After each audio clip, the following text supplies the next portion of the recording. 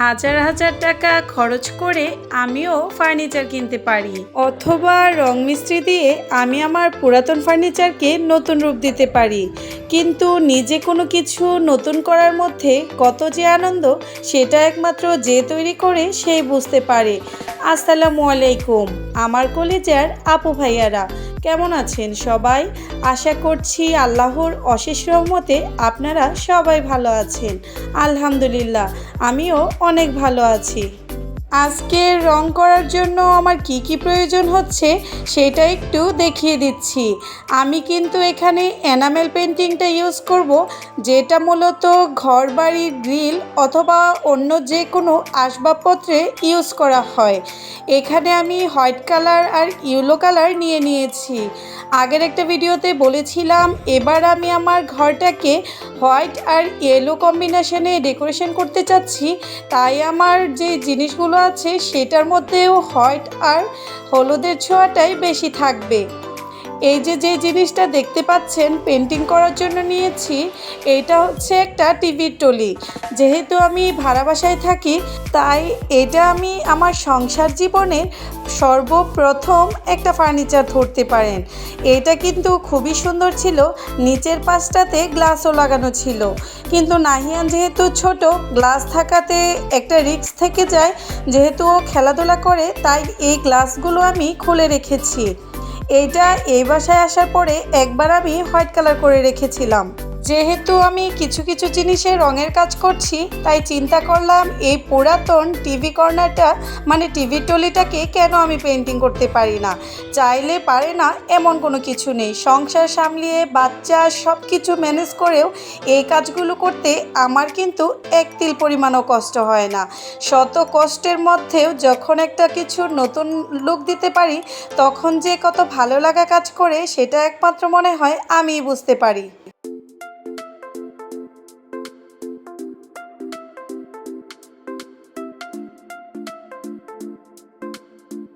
এই TV টলিটার main কালারটা আমি ইয়েলোই রাখবো, তাই প্রথমে সম্পূর্ণটার মধ্যে আমি ইয়েলো কালার করে রাখছি।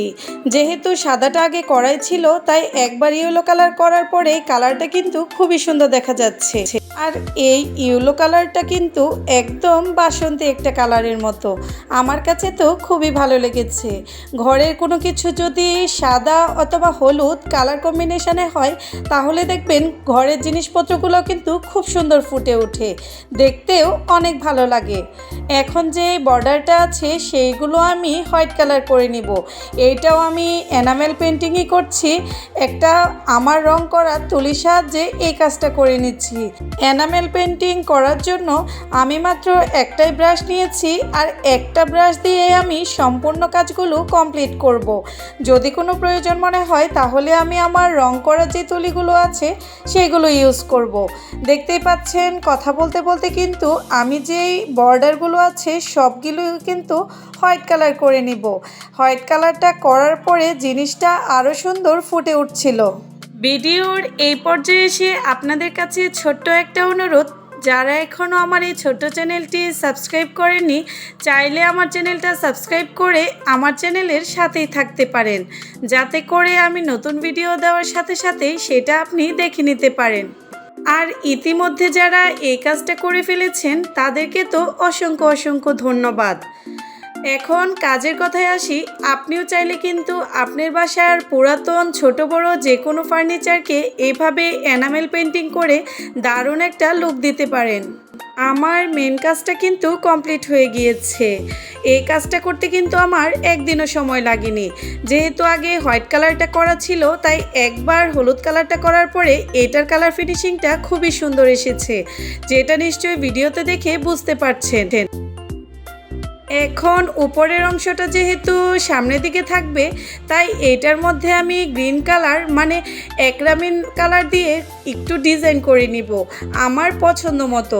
আপনারা চাইলে ডিজাইন করতেও পারেন অথবা এভাবে ইউজ করতে পারেন। এখানে আমি একটা সবুজ কালার নিয়ে নিয়েছি, যেটা দিয়ে আজকে এটার উপরে আমি একটা লতানো মানি প্ল্যান্ট আঁকবো। আগে একটু পেন্সিলের সাহায্যে ড্রয়িং করে নিয়েছিলাম, যেহেতু এনামেলের উপরে অ্যাক্রিলিক পেন্টিং করছি, প্রথমে কালারটা একটু হালকায় আসবে। আর রাতে কাজটা করছি, হলুদের মধ্যে ক্যামেরাটা কেমন জানি একটু ঝাপসা দেখা যাচ্ছিল। সবুজ কালারটা কিন্তু আমি 2বার করে নিব। দেখতেই পাচ্ছেন আমি মানি প্ল্যান্টের পাতাগুলো একটু পাতার শেপ করে পেন্টিং করে নিচ্ছি। একটু আপনাদের কাছ থেকে দেখিয়ে দিচ্ছি। এটা কিন্তু করার পরে খুবই সুন্দর লাগছিল। জাস্ট আমি একটা লতানো ডাল আঁকছি এখানে। আর এই একবার রংটা শুকিয়ে যাওয়ার পরে দ্বিতীয়বার আমি আবার রং করে নিয়েছিলাম। এখন দেখেন কালারটা কত সুন্দর বোঝা যাচ্ছে। এখন পাতার যে শাখা প্রশাখাগুলো থাকে সেগুলো একটু ফোকাস করার জন্য আমি একটা গোল্ডেন কালার নিয়ে নিয়েছি, যেটা 0 নাম্বার তুলির সাহায্যে খুব সুন্দরভাবে দিয়ে দিব। কাজটা আপনাদের দেখেই বুঝে নিতে হবে, কিন্তু করার পরে এত সুন্দর লাগছিল অবশ্যই আপনাদের সাথে শেয়ার করব। তার জন্য সম্পূর্ণ ভিডিওটা আমার সাথেই থাকতে হবে।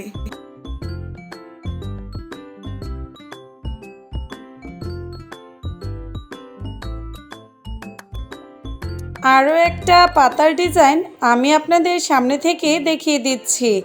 এইখানে কিন্তু যে গোল্ডেন কালার ইউজ করতে হবে এমন কোনো কথা নেই। আমি যাতে জিনিসটা একটু গর্জিয়াস দেখা যায় তার জন্য গোল্ডেন কালারটা ইউজ করছি। কাজটা করার সময় এতটা ভালো লাগছিল, মনে হচ্ছে যেন নিজের প্রশংসা নিজেই করছি।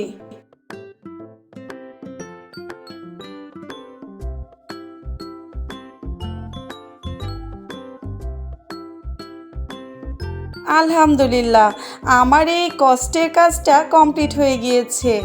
এখন মনে হচ্ছে কষ্ট করে রং করার পরে আমার এই কষ্টের সার্থকতা এসেছে। জিনিসটা এত ভালো লাগছে, কারণ কি সব সময়ই ছোট কাজ করে থাকি, কখনো কিন্তু এত বড় কাজ করা হয়নি।